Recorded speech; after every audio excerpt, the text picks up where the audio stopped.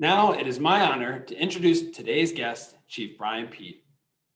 Chief Peete is the Chief of Police for Montpelier, the capital city for the state of Vermont, where he leads a dedicated police department of 27 full-time members of officers, administrators, parking enforcement, and regional emergency communications dispatch personnel for a daytime population of over 20,000. Prior to Montpelier, he was the chief for the Alamogordo Police Department in New Mexico, a municipal agency of 88 sworn and non-sworn staff for a population of 32,000 residents. Chief Peete served in the city of Chicago's Inspector General's office as the Chief Forensic Audit Investigator for Public Safety and as one of the Inspector General's chief investigators. He also served within the Chicago Police Department for nearly 10 years as a patrolman, field training officer, and fusion center analyst. He also served in the federal law enforcement as a special agent for the Air Force Office of Special Investigations in the positions of Assistant Special Agent in Charge, Detachment 206, Las Vegas, Nevada, where he deployed to Afghanistan in support of Operation Enduring Freedom and coordinated U.S. and Afghan forces in over 150 counter-espionage, counterterrorism, counterintelligence, and force protection missions. Chief Peete is a graduate of Northwestern University's School of Police Staff and Command and has an MA in police psychology and a BS in sociology. He holds the position of first president for the Vermont Association of Chiefs of Police, serves on the CIT International Board of Directors, and is also a member of the International Association of Chiefs of Police and the National Organization of Black Law Enforcement Executives. Thank you for being here today, Chief Peete. Thank you. It's an honor and a privilege to be here. Absolutely. That is an impressive bio, and I'm happy to share it at full length. Thank you so much. It makes my head spin thinking about that. Make me sound out better than what I am. Right. We're here today to talk a little bit more in depth about our program that we had a few weeks ago, which was the Network for Lasting Change. And the way that you and I met was actually to discuss our new network, Caleb. And I wanted to just get your initial reactions on Caleb and, hear what you're looking forward to as this network grows.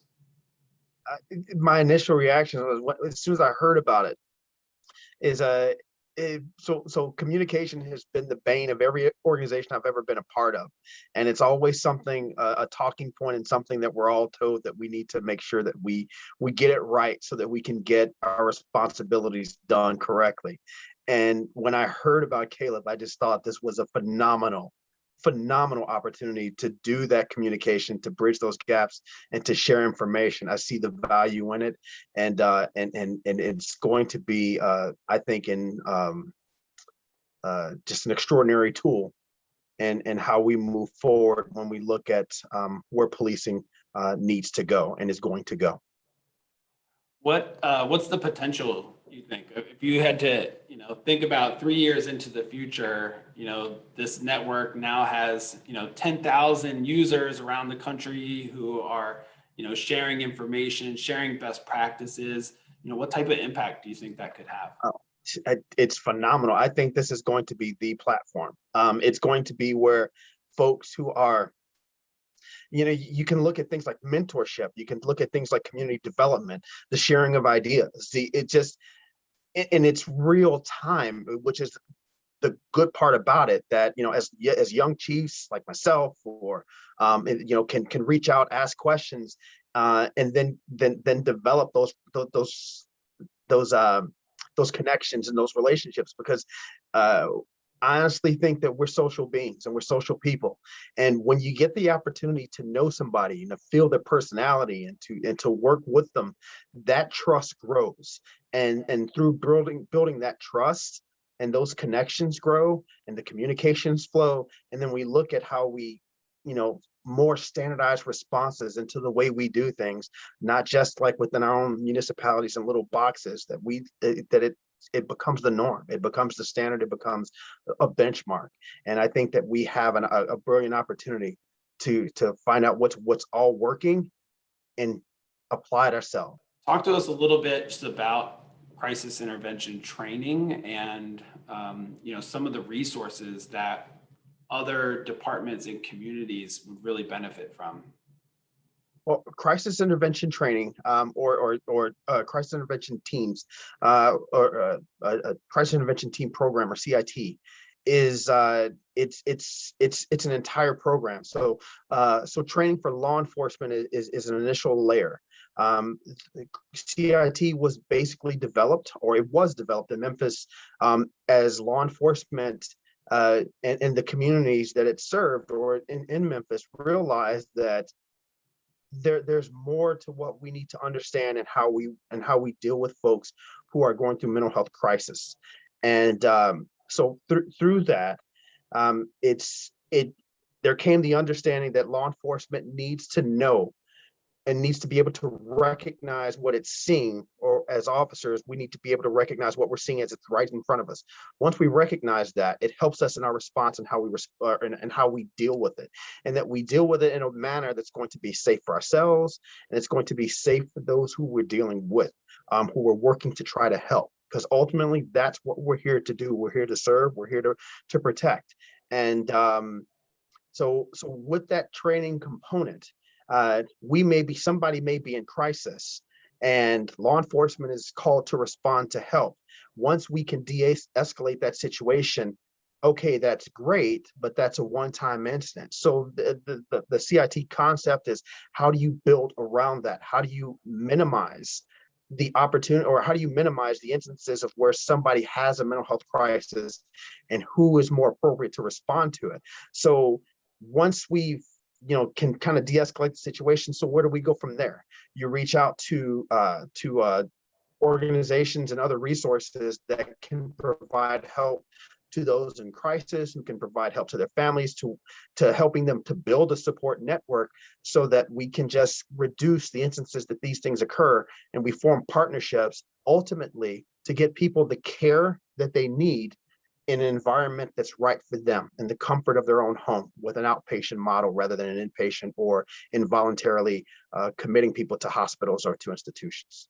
It's extraordinarily valuable, because it also puts out this roadmap to building community resources, not into just response to mental health crisis, but to the other things that we're all dealing with, and that we all have limited resources in addressing. So it's just the coalition of teamwork and the framework and how this is done.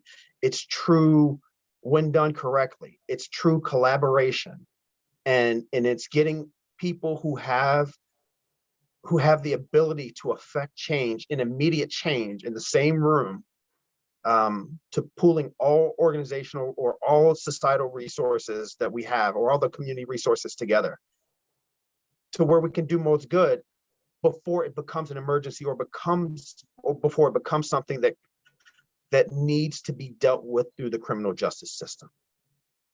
And so historically, how is this different from how police officers were trained, a generation or two ago? What's the evolution that's occurred that is significant, that maybe perhaps members of the community don't know about?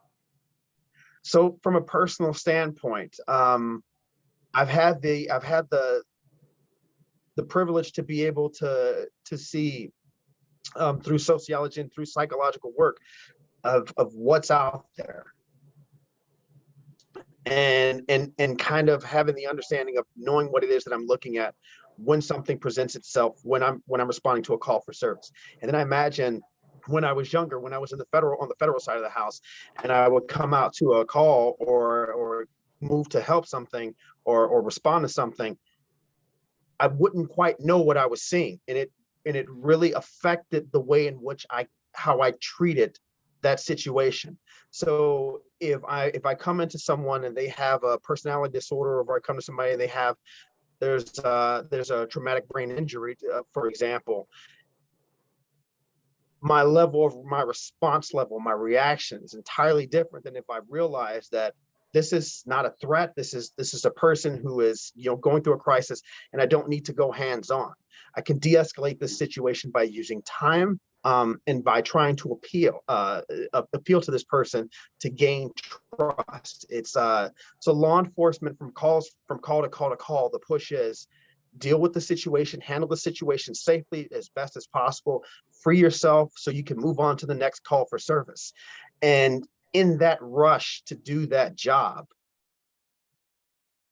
we're just not doing what we need to do, sometimes to safely de-escalate situations and to have an outcome. In the past, it would be we're responding to the same person over and over and over again if there's a mental health crisis, and then there's also a dehumanization factor to it. That, oh, I know this person is XYZ, or this person, forgive the language, is crazy. And but if we don't use the resources that we have as a community, then those calls for service are going to keep coming, and law enforcement is going to be the one to primarily deal with it. So in the past, it's been something, I think, that's been a response for us and something that we've taken. But also historically, I think that when law enforcement began to understand the calls for service and dealing with folks who are in mental health crisis, the more we've realized that we're not capable in certain ways, that we're not trained to deal with it, and then in certain ways that we don't have the resources to stop these things from always occurring or to deal with them effectively, so that we're not repeatedly working with the same folks. And then there was a push that law enforcement was saying, we need to get out of the mental health business, and we need to be here for safety and security and to respond to crisis situations. But at the same time, there are many layers that can stop these things from getting to a crisis level if we all work together and find out when these triggers are about to occur and how do we prevent them or slow them down from happening in the first place. And what we found in a lot of places, that when we look at the time, when agencies have the ability to study their statistics and look at the time that they spend on certain types of calls, especially with calls for mental health services, you can see the numbers going down into how many times we interact with folks who are in mental health crisis, and just pretty much the sheer volume that law enforcement is spending more on proactive criminal related instances rather than responding to mental health care, where we are, quite frankly, not always the best agency to deal with some of the calls for service related to mental health. So let's talk a little bit about, building that coalition, because, I think sometimes communities, whether they, don't have the right resources or the right individuals in the right seats with the right knowledge or understanding, may find it challenging to connect with, their police departments and, start to build this sense of coalition around some of these issues. So talk to us a little bit about some concrete steps that you've had experience, whether that's in, Chicago or Alamogordo or Montpelier. What's really worked in your experience, and what can people take away from this conversation to get started, in their community? I think that ultimately it has to be, just bluntly put, egos have to go away. And there has to be a realization of that we're all here for the common good. And in some cases, you may have, and again, I'm sorry to butt right back to Caleb, but just that opportunity and the way to through those conversations and through that communication, those relationships are formed, that trust forms, and folks are more apt to saying, we can work together, and you can kind of see that power and see that trust to other folks to do what's right. And in different spaces that there may be a better fit for somebody else to take the leadership of. But often in cases, there may be a problem that several organizations are grasping with, because things like mental health touch so many social service agencies and so many government agencies, that this group may have a different idea in what direction to go. This group may have a different idea to go. In other places, it may be everyone else is on board, but law enforcement may not be on board. Law enforcement may want to continue doing this, and where another community wants to do this. So how do we forge that trust that it's not an us versus them, it's not a me versus you, it's not a you're making me look bad kind of thing. Again, it's just how do you put those egos aside and do what we all need to do to bring safety to the community, because ultimately the community doesn't care who's right. The community cares that we get it right. No one calls law enforcement with the hope or the expectation that the loved one that they need help dealing with is going to be hurt because of a law enforcement response. Law enforcement doesn't want to hurt anyone that we're responding to help. So I think that in a time that we're increasingly becoming more polarized with each other, that we especially have to remember what holds us together and build on that. And that's, again, and I'm sorry if I sound like a plug for the platform, but that's what really excites me about this opportunity, that we all realize we're all in the same boat, we're all working towards the same common good, and having that reminder helps us to bridge those interpersonal relationships. Perfect. Thank you for plugging Caleb over and over again. I certainly don't mind at all. And so with that, we'll close it out. I want to thank you for taking the time to share some of your experiences and some important takeaways for our audience. The bottom line is, the more that we know about the experience and sacrifice of officers around the nation and throughout history, the more we, the museum, can contribute to a better understanding of our society and the role law enforcement has within it. I also want to thank everyone who watched today's program and considered making a contribution to the museum's programs in general. We hope our conversation today gave you a sense of what's possible through the Caleb Network. We created Caleb to do exactly what you experienced today, to bring together leaders in law enforcement and the community, and to provide a platform for ideas and best practices, to share resources and create new programs that engage each other in really important dialogue. This new digital community is available now. It's available on Apple and Google Play stores. It's no cost, and it is available for all mobile devices except flip phones. If you still have a flip phone, it's time to upgrade to a new phone that you can put Caleb on. So please join us there on Caleb and be a part of this important discussion. Many thanks again to our supporters and collaborators, DuPont and Thomson Reuters, for championing this and making this all possible. Farewell, and thank you to all the law enforcement officers out there. Be safe.